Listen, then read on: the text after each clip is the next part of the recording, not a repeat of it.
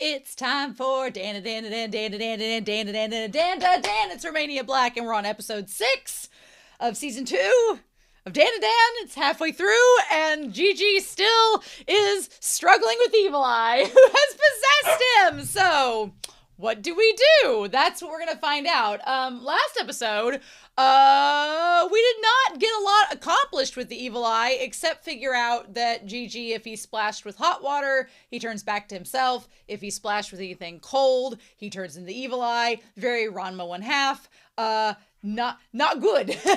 So when the episode ended, he had became the Evil Eye again, and now our characters have to deal with that. So I'm assuming that's what this episode is going to be all about. So fun times ahead. And so anyway, I got some comments I want to talk about before we dive into this. Yuri from episode 4 says, I like how in DanDaDan we explore the process of how yokais are created. They're not ghosts.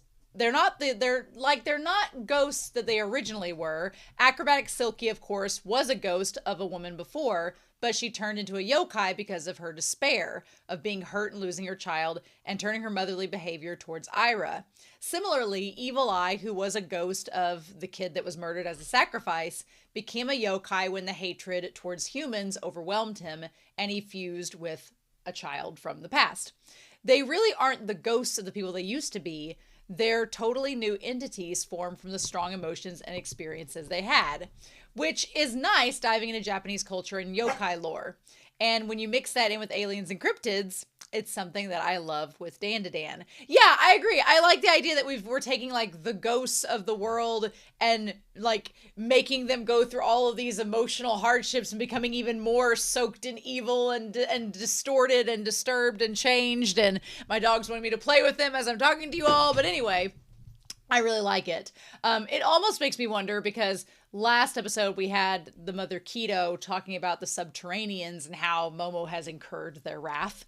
I wondered if the fact that the aliens were kind of maybe possibly embedded in the earth, if that is what was causing the yokais to be created, if it's going to be something that's like in the world lore at some point, that could be kind of cool. We'll see where that goes. Yuri also says, there is something with DanDaDan's randomness that reminds me a little bit of One Piece. Of course, the stories and humor are different, but both these stories have the most random, crazy shit and make it part of the universe, and shockingly, it does make sense. I like that these authors are not afraid of experimenting and writing really crazy solutions. It's so fun to read and watch. I totally agree. I will say this, and this kind of goes back to last week a little bit when I was rewatching the episode. I feel like I've been reading One Piece since 2002, so like 23 years. So I feel pretty knowledgeable about One Piece considering I've read it for a very long time. I could read One Piece and everything would make sense without me understanding any of the cultural references. And One Piece and Oda is amazing in terms of making that work. If you get the references, it's such a bonus. But you don't need to understand any of them for the scene to make sense, which is one thing that makes One Piece so fun. I was thinking about Yuri's comment. This last episode, if I had not known about Ranma 1/2 and gotten that reference, then that moment with Jiji would have really turned me off from the moment. I've been like, why is this happening? This is dumb. This isn't my type of stuff. And I would have kind of been like, with it and been kind of grumpy. But because I knew the reference, it was funny. But again, DanDaDan skirting that line. It's about to get the wrist slap, but it manages to overcome it. I'm like, DanDaDan skirts that line of it almost relies too much on the reference for the scene that you have to know the reference for it to be funny. And it's kind of like an inside joke. If you don't know the inside joke, it's not funny. So it's skirting that line, but it's still, because I knew the reference, I was like, oh, okay, I get it now. It's funny now. But if your audience doesn't know the reference, then they're just going to think it's kind of dumb. And maybe they like dumb, and maybe they think that's funny. But if they don't, then you've lost your audience. So it needs to be, I don't know, I hope the series is careful about that, because I don't want them to lose an audience because they don't get the joke. But this series is really popular, so I doubt that that's happening. But for me, it was skirting the line a little bit in that one scene. Christopher Peterson says for episode 4, Psycho definitely has expressed some, perhaps less than progressive views on masculinity. She did have a few jabs at Okarun last season. Yeah, and I kind of like Psycho is sort of doing this thing that I've seen in anime that I like, and it's sort of the old mentor is kind of a little bit set in their ways and they're a little dated and things like that. I'm watching Word of Honor right now, which is a Chinese danmai, and there's kind of a mentor character in that series, and his ways are kind of dated, and you're kind of like, oh, you need to upgrade a little bit, grandpa. And he's just, it's played for laughs, it's played for humor, and that's kind of how Psycho is. Psycho is a little bit dated, but she does have an open mind when it is presented to her, and I think that's important. So I like that. I like that a lot. I like that her character represents that mentor trope in that respect really well. And then Alexandra Q for episode 4 says, what did kill me with laughter was seeing how Psycho still refuses to believe in aliens, as she keeps calling the mantis guy a kappa, as if he were a yokai and not an alien. I wonder what she made of riding in a spaceship and all. I'm sure she found some way to excuse it and say it had something to do with yokai or spirits, or who knows. I mean, it'd be kind of hard for her to deny that, but what can we do?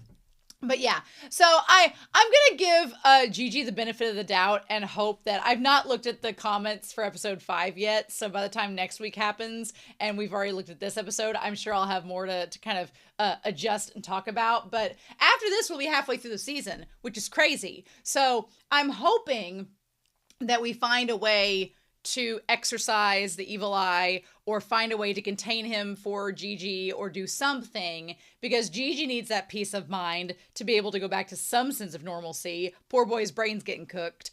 And it would be cool if we were able to kind of cement this part of the arc and move on into the next part, right? But I've liked this series and what they've done because it wasn't what I expected. I expected back on the mountain for the evil eye stuff to all get wrapped up.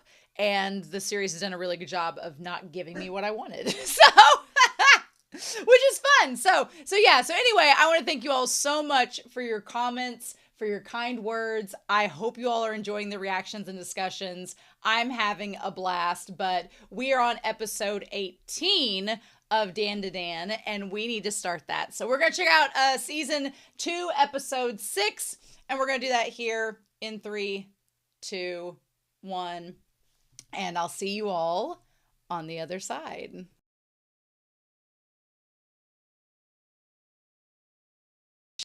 This episode was so much fun. This episode was so much fun. There's so much to talk about. So we need to just dive right into it because there was a lot going on in this episode. I'm not bringing out Whiteboard Coon because there's not really a need to bring out Whiteboard Coon. I do want to say, first of all, and I haven't checked the comments on YouTube for episode 4 yet or on Patreon for episode 5 yet as I'm recording this, but when they said they were going to exorcise the evil eye from Jinshi, or Jiji, not Jinshi, from Jiji. My thought was, by exercise, I thought they meant they were taking the evil eye out of Jiji and doing like what they did with Turbo Granny, which is kind of like what Grandma did with the bat, Psycho did with the bat, and put the evil eye into something else that Jiji could either tap into, or, if they were like his earrings or something like that. That's what my assumption of exorcism was, and maybe I didn't say that in the discussion very well enough, but I didn't think they were going to kill the evil eye necessarily. I thought they were just going to try to get him out of Jiji and into something portable, potable, as it were. But that's not the case at all. The exorcism was going to be to kill the evil eye.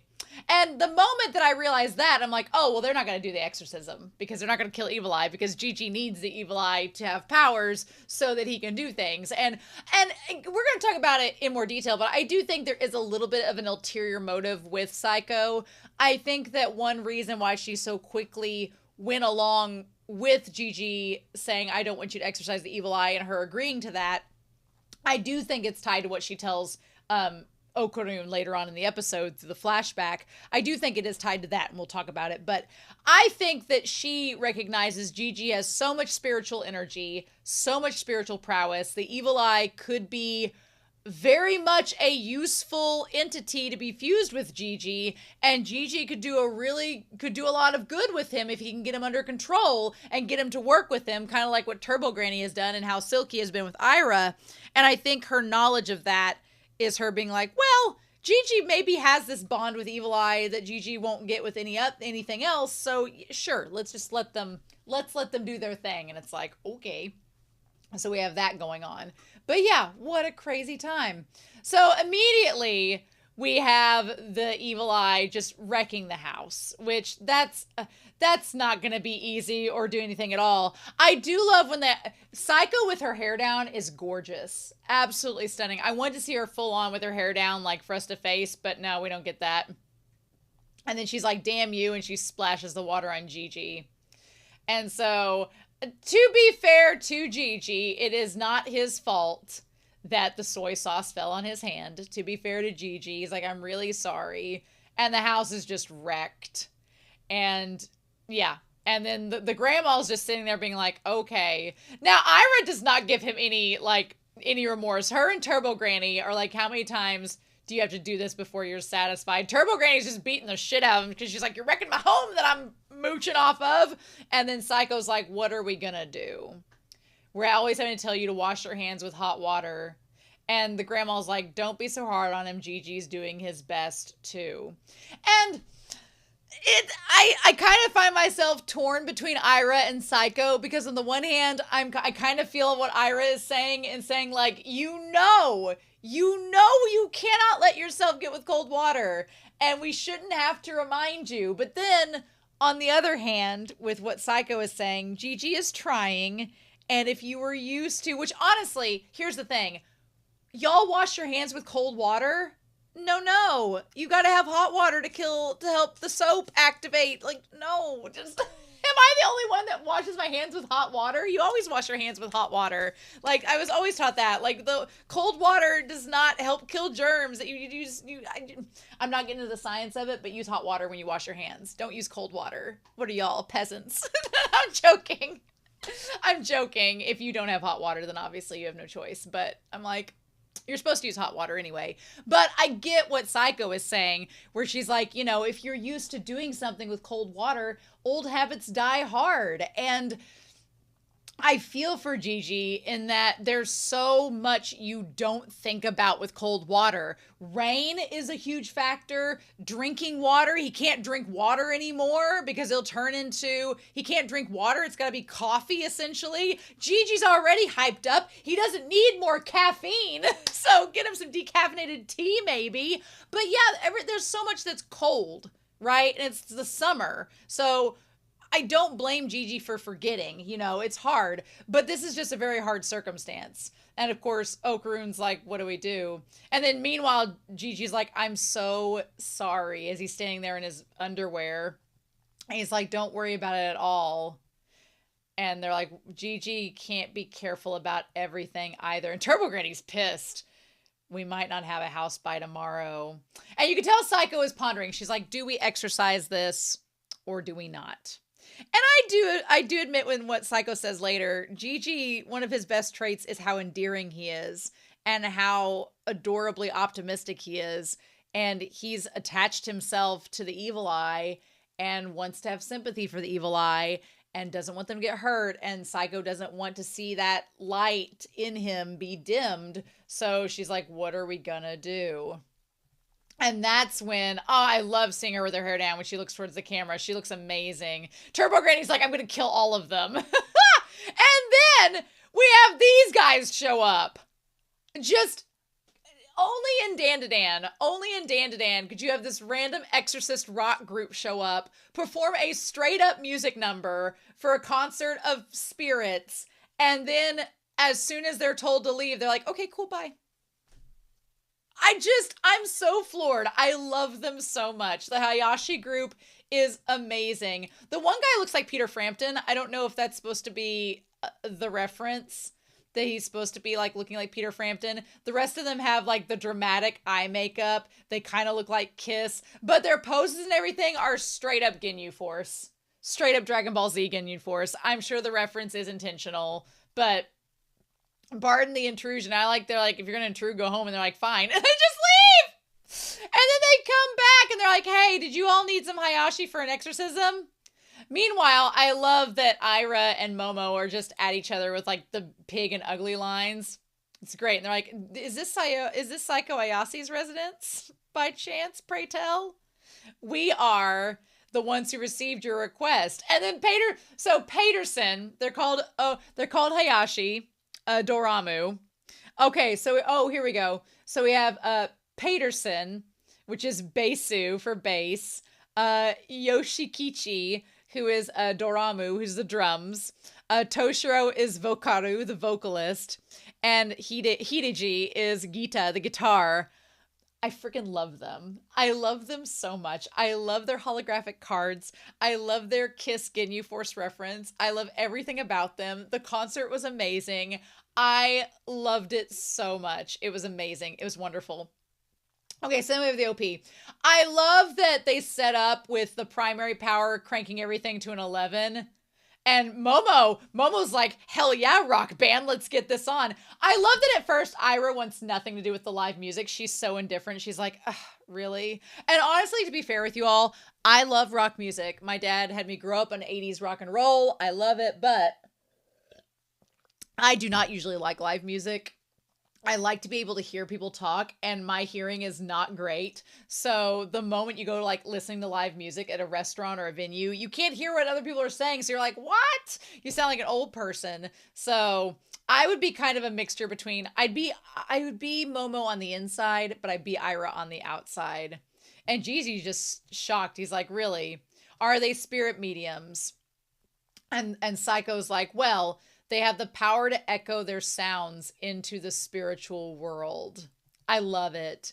But they can't sense spirits. And that's a good thing, because since they can't sense spirits, they won't get dragged along by the evil spirits during an exorcism. Genius! Genius. I'm guessing Manjaro sent them back. I don't know where Manjaro is this episode. Who knows where he is? But I loved everything about them. And them starting, the drummer with like the back muscles, like rippling, everything about their design, everything. It was amazing. And I love the four of them just performed this concert for the spirits. And they just didn't care that there was just like a handful of people watching. They did it and then they packed up and left. What real ones? I'm sure they'll send Psycho the bill later. But something that was great in this is that, again, look, and I'm sure maybe the comments will talk about this and I'll have more to say about it next week. But Ira's character from the start was very well defined, and you got her. You may not have liked her, but you got her character. And her character grew on me and has grown on me over the course of this series. And I like Ira a lot more because she's a defined character. You get what she's about. You get the reference. You get her point of view. You get her perspective. It makes sense. And I love it. Okarun and Momo make sense. I get them. Jiji is the one character that I'm kind of out about. Because, like, in this episode, he's great. In this episode, he's a lot more toned down. He's a lot more serious. But last episode, he was just acting like a comedy relief. And it was kind of derpy. And I was like, why are you being this way? Show mangaka, why are you making Jiji derpy? Like, just let him be real. And he can be real and be his optimistic and goofy self, but let him be optimistic and goofy and have a frame of reference. If he was nervous last episode and he was projecting that nervousness with his goofball energy, there just needed to be some more grounding of that to where that makes sense. Because otherwise, if you go all over the place with his character and you're trying to have your cake and eat it too, there's not a consistency there. And there needs to be some kind of grounding like there is with Ira, with Momo, with Okarun. Otherwise, it's like, well, is he fake or what's his character? Or do you not know? And that makes the writing not good if you don't know. So I'm not saying the writing's bad with Jiji. This episode, he was very tolerable and I appreciated what he put down. But I'm like, 2 chapters ago in the manga, you didn't give us that at all. And it's like, what are you doing? So I'm hoping that, because I love this show and I have such a high standard for it, I want that to be a little bit more defined in future episodes, but we'll see. I loved the concert. The concert was amazing. They put all of the budget for season 2 in this one episode. For this one concert. They put all the budget in this one concert, in this one episode. I'm here for it. I love it so much. The colors, the lighting, the shadows. I love that. But yeah, like this part here where Psycho is so serious as they're starting, like at the 5-minute and 34-second mark, and then Jiji's so serious. I'm like, oh, you're not being a hooper duper derp anymore. Make up your mind, mangaka. Which way we going with Jiji? Let's get it down to earth here, shall we? But anyway, I love the concert so much. It's so good. I love it. And the time for exorcism, the line work, the drummer being so muscular. I love it. Time for an exorcism. God, it was so good. And the song, I'm going to go look up this song. It's so great. The exorcism scene was wonderful. It was really well done. Jiji struggling against the restraints. I loved that you had and then you cut to the evil eye who is crying because they're getting exorcised, right? And they don't want to leave Jiji's body. Now, would there have been a possibility that the evil eye, to prevent the exorcism from going, awry or out of revenge, could the evil eye have tried to take Jiji with him and hurt Jiji in the process? Yeah, could have. And could one of the reasons that Psycho decided to not go through with the exorcism was to spare Jiji? Yeah, I think so. I really do. I think that she didn't want to hurt Jiji, and she probably predicted that the evil eye was going to try to take him with him if he was exorcised, or try to do some damage, right? God, I love this concert scene. It's so freaking good.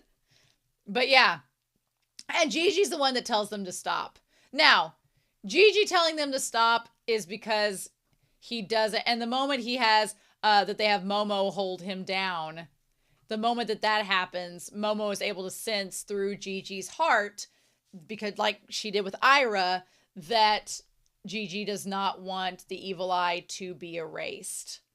I do love the callback of the kids dancing, and the kids dancing in the flashback with the evil eye matching the beat to the exorcism music was so well done. It was great. I thought that was genius. I loved it. And they're like, put some spirit into it. And Jiji said he was trapped all this time, but kept dreaming of the day he'd get to play along with someone. He even practiced dancing, but now that he's out, is he just going to die again? That's too sad. And I love Jiji. I love Gigi's heart and where it's at, and how Jiji doesn't want the evil eye to be harmed. My only thing is, we don't get to see in this moment what happens with here's the thing. After all of this, right? After everything with Jiji, because it doesn't that end up happening after everything with Jiji, where he's spared and all of this and all that happens. I guess no, maybe they did get Jiji inside before. Did they get Jiji inside before it started raining? Was that a thing? Did that end up happening? Maybe they got him inside before then. Okay, we're going to assume maybe that they did. We're going to go back to that scene, but we probably need to figure that out. But I do feel for Jiji, because he is, he's like, I'll try really hard not to use cold water anymore. Just don't kill him. But don't kill the evil eye. And I love that Jiji is he's so sweet, and he doesn't want the evil eye to get hurt because he can feel his pain and relate to him. And Psycho's like, son of a bitch, fine. And then she's like, I'll have evil eye join my family. She's just getting like Foster's home of imaginary friends up in here. She's just getting this home of yokai started up. And I love that in this moment, the Hayashi band, they're just like, oh, okay. Well, cool. No exorcism. That's fine. Thanks. And Gigi's surprised. She's like, I'm sorry to do this after coming all the way here, but you can go home now. And they're like, oh, okay. And they're like, I understand. Like, this happens a lot. Like, exorcisms are just put on hold or stopped midway. And she's like, you guys probably deal with this a lot when the exorcism doesn't work out. I loved it. And she's like, you heard Jiji. I can't do anything about it. I like that kind of spirit in Jiji.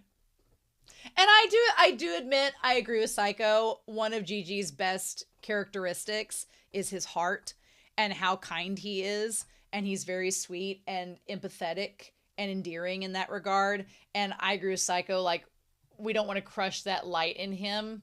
But here's the thing. Then there's this part, and we're going to get back to Jiji and the evil eye here in a second. But Ira says, then what? Do we have to keep taking care of this guy forever? I don't want to. And then she says, I don't want my precious time to be wasted because of his selfishness. So there's layers to this. There are layers to this. Let's break this down.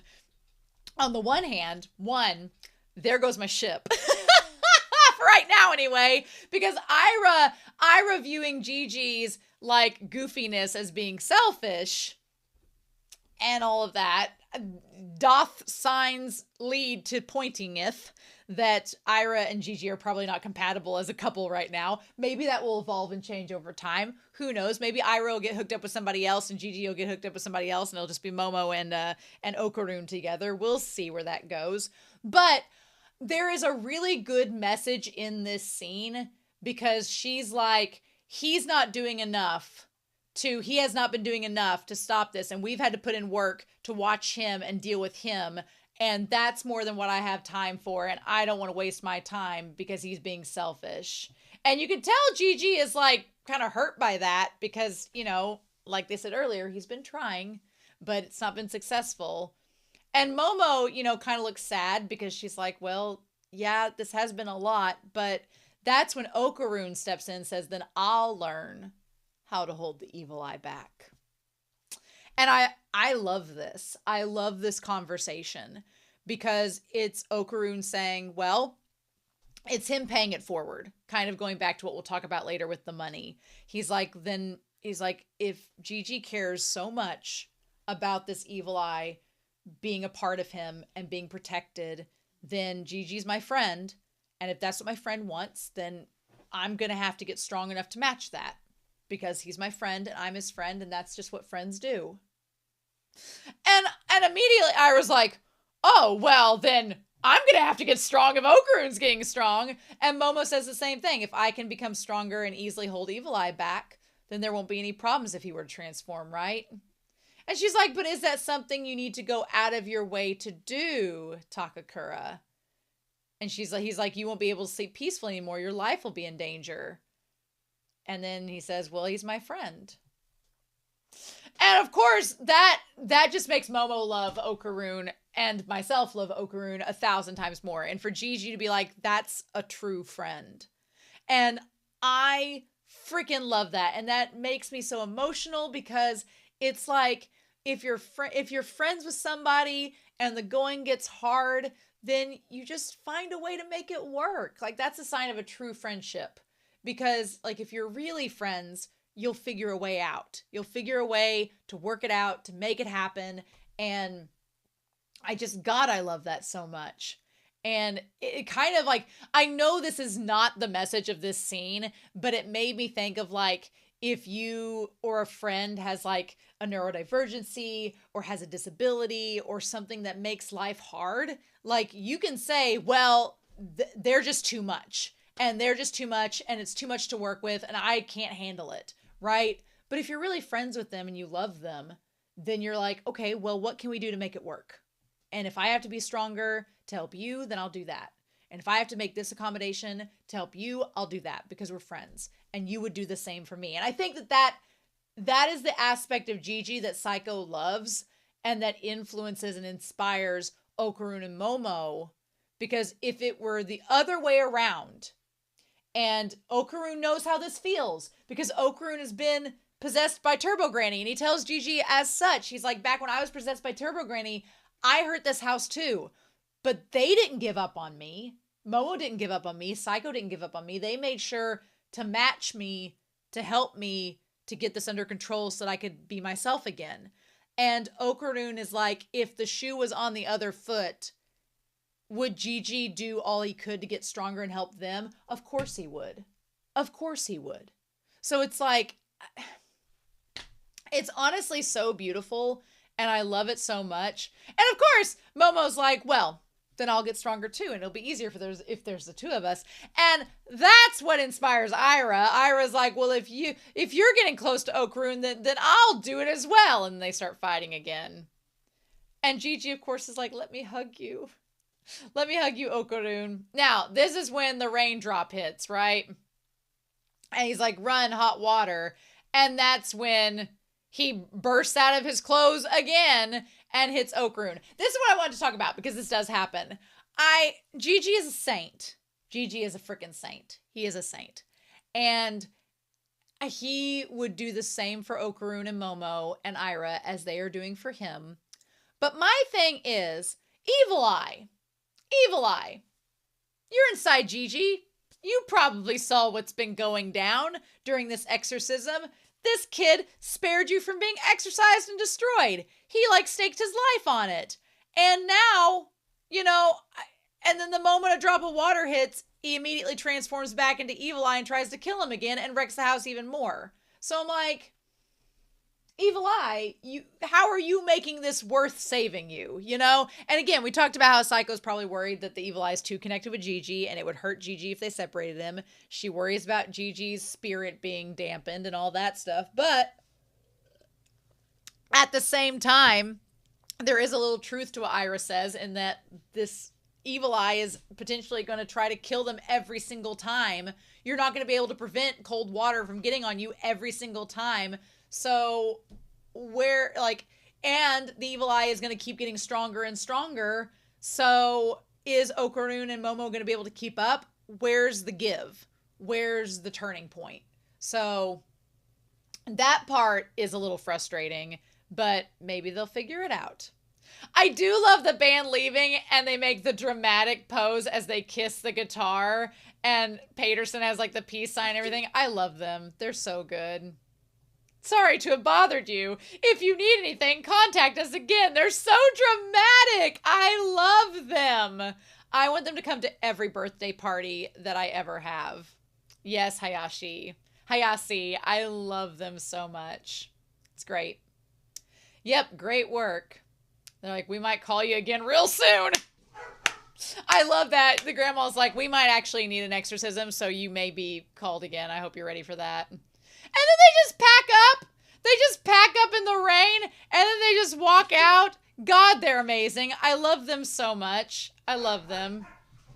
And it's like, well, let's go grab some cardboard boxes from the supermarket and go back inside and start patching things up. Yep. So Psycho starts teaching Jiji the posture and the way to get the ki balance so that maybe he can find a way to control the Evil Eye. He's like, clench your lower, you got to get your core going. You got to activate your core, Jiji. Imagine a laser beam coming from the top of your head and your fingertips. I kind of like this because it's sort of combining what Momo has been doing with her training, and kind of, again, we've had our Venn diagram of how they all intersect in this series. So it's connecting Jiji and Momo a little bit, which is a fun time. Don't fall over even when you get pushed. And then she demonstrates how Momo is able to do it, which is great. Again, they all have the thermoses. And I like that the grandma's like, oh, so you have been paying attention. She's like, well, it was going to be useful. So then Jiji, when he sees her do this, he thinks back to when she did the little center with her chi back at the beginning. And there's this moment where all these guys made fun of her, and Jiji kind of did too. Except he didn't realize what he was doing or what she was doing. Jiji's just kind of a dummy. And I say that affectionately. He's kind of that, just it's a good thing he's pretty. It's a good thing he's sweet, right? I don't look to Jiji to solve some mathematical equations or do any strategizing. He's just raw. He's just raw energy, raw spiritual energy, brawn, speed. That's basically it. But I'm not looking for Jiji to solve world equations, right? She's like, I can use my psychic powers when I'm in this condition. And the grandma's like, this is a state where your chi is flowing.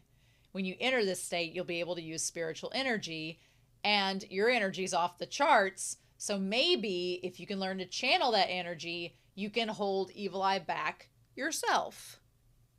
So we'll see. We'll see how that goes. I hope Jiji can do that. That'd be great. So then I really love this scene where he goes to the bathroom. Like, we've had all of this action scenes, the crazy concert, the exorcism that went awry. We've had everything going on. And then we get this little quiet scene of, I love when they stick up and they're in the beanbags and they look like little caterpillars. The one for Turbo Granny, adorable, adorable. But him going to the bathroom in the middle of the night and then Okarun following him to make sure he doesn't accidentally transform. And he's like, please use hot water to wash your hands. And they let it heat up. I love that they're half asleep and they're just like, their eyes are like crusted over and their hair's everywhere. When Momo opens the door to check on them and she's like, are we good? And Ira is snoring so loudly. Girl, you got sleep apnea? Because that snoring is pretty bad. God, I love that scene. And then Jiji, I like that they fixed the little hole in the ceiling, in the wall, and Okarun does it so that Jiji won't get the dew on him. And then that's when he's like, I'm sorry this all happened because of me. And Okarun says, don't apologize. We're looking out for each other.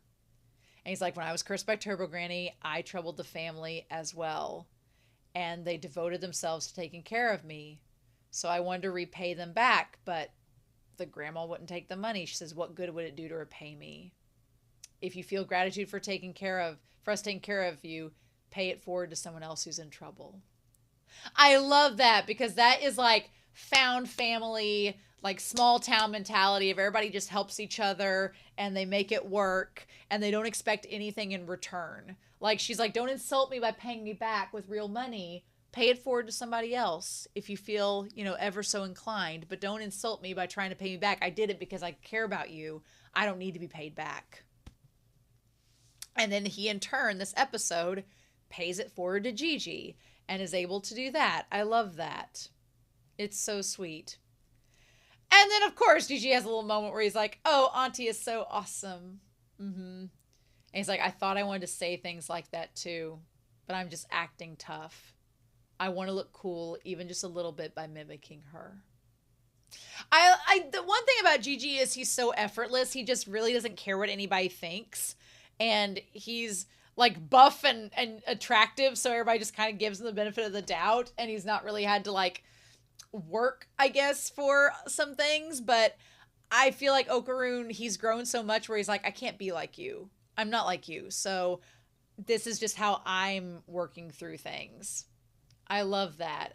I love Okarun and Jiji's friendship. It's so good.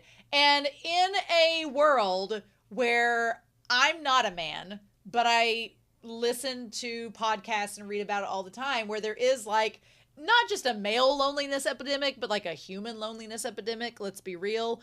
But in a society in America where like men friendships are kind of hard to come by sometimes, it's nice to see in media Okarun and Jiji be genuine friends and go from being, because when they started out and Jiji was like part of this love triangle, I was like, no, because I don't want Jiji and Okarun to fight over Momo and for that to be a thing. And I don't want Okarun to be mad at Jiji because he thinks that there's a love triangle there when there's really not. And what I love that DanDaDan has done is they don't have that. Instead, Jiji, at this point in the series, Jiji does not even seem to be remotely interested in Momo. And Okarun knows that, and Momo knows that, and everything's fine between them. Now, Ira still thinks that she has this thing for Okarun, but it is what it is. But I just love that Okarun and Jiji are friends. They're just friends. And they're able to have a real friendship. And here's the thing. Here is the thing. Can we talk about this for a hot second? Because in a lot of my series, and you all know how this goes, I like to ship BL. You can take any series and get a BL. I will argue that hands down. You give me any series, I'll give you a BL or a GL, however you want it. But you can get a BL relationship out of anything in this series. Guarantee it. So in this series, though, I don't ship Okarun and Jiji because they're friends. It's like maybe a bromance, but not even that. They're just friends. And that's what gets me, is that a lot of series I watch, there is subtext. Oh, y'all, there is subtext. There is subtext. And you could look at two guys that you could see the subtext and you're like, they could be in a relationship. They could be into each other. I see it. I see the vision. And people are like, what? And you're like, no, here's all the subtext. It's right there in front of you. But in this series, one thing that I do appreciate is, for as much romantic subtext as is given for Momo and Okarun, as much as like right in front of us, it's not that way for Okarun and Jiji. They're just friends. For Ira and Momo, they're just friends. I mean, I joked about the GL, the Yuri thing in here, but honestly, no, they're just friends. That's all there needs to be. And that's fine. It's fine. But I'm like, that's how you do it. That's literally how you do it. I'm such a fan of it. I love how it's done in this episode. Ha! I also love Ira waking up. We go through her morning skin routine and we just see how she gets ready throughout the day. It felt like something off of TikTok or Instagram. It was just her getting all set and ready to go. It was just her making herself over. And then Momo's like, what are we doing? And then they have the breakfast there. I love that they're all eating breakfast. Like, she's all ready for school. They're all, like, she's ready before anybody else is. They're all still in their bean bags, snuggled up, and she's ready to go. And I love Turbo Granny's little bean bag. It's so cute. And she's like, come on, Jiji, you guys clench your abs, straighten your back. Let's do it. And then, God, Ira has so much rice. It's great. And then they get ready for school. Now, I'm assuming that maybe Jiji isn't going to the school right now because he's staying by and helping to fix the house. Maybe since it's not raining. Or maybe they don't think he's ready to try to go to the school and like go through the water, maybe, perhaps. Who knows? But yeah, it was too chilly and the house was too cold. I love his little, again, Jiji is just... He's just such a goofball. He does like the little motivation, courage, spirit, tenacity, sincerity. Our dude is trying so hard. He really is. And she's like, let me tell you. Momo Ayase thrashes around in her sleep. And he's like, and she's like, stop that. He's like, what was it? Oh, sincerity, tenacity. And she uses other people's toner without asking. She's like, you said I could use it. And she's like, Ira grinds her teeth really loud. Oh my God. And meanwhile, Okarun's like, why are you all telling me this? Oh my God. What a crazy scene. And Okarun's smiling. He's like, okay. And then Jiji's like, everyone take care on your way. Jiji is just such a sweetheart. He is. He's a little ball of joy. He's just a sweetie. He is. He's a sweetheart. I do appreciate him a lot. So then at the school...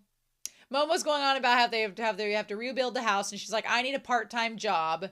And so Rowena, who we get a close-up of, and we see her, they do like the zoom in, like the forensics file zoom in. She apparently needed help for a restaurant.